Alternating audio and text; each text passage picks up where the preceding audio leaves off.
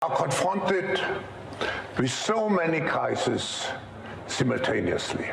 This is a planetary crisis. Energy crisis, food crisis. The climate crisis. This is a safety crisis. It's a global world crisis. Crisis on top of a crisis. The cost of living crisis. The cost of living crisis risks undermining the fight against climate change. Mass extinction, air pollution, undermining ecosystem functions. Again, climate crisis, food crisis. Supply crisis. We are in a crisis. The great financial crisis. Polar crisis. In the past few years, we've faced so many crises. Wave after wave of crises. But above all, it is also a justice crisis. The other existential crisis we face, and that's the climate crisis. Scientifically, this is not a climate crisis.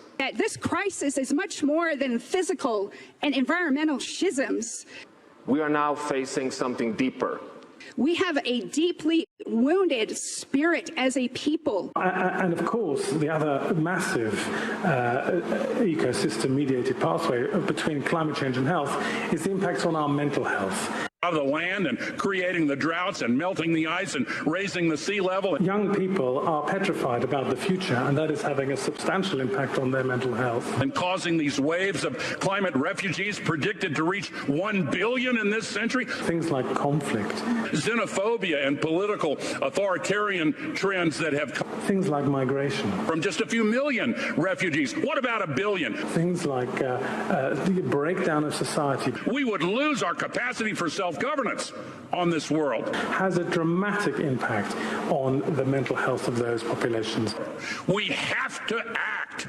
Crises are opportunities as well.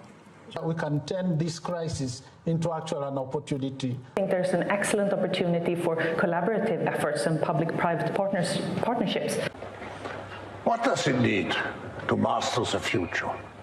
We'll see the greatest industrial transformation of our times. To construct and to shape the future. Who develop and manufacture the technology that will be the foundation of tomorrow's economy. The future is not state capitalism or shareholder capitalism.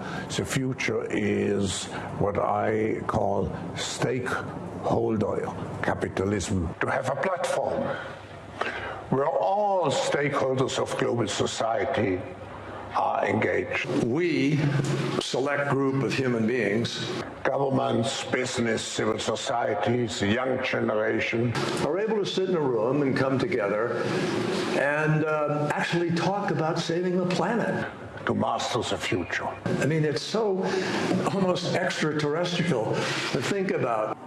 And the most critical fragmentation is between those who take a constructive attitude and those into the negative, critical and confrontational attitude.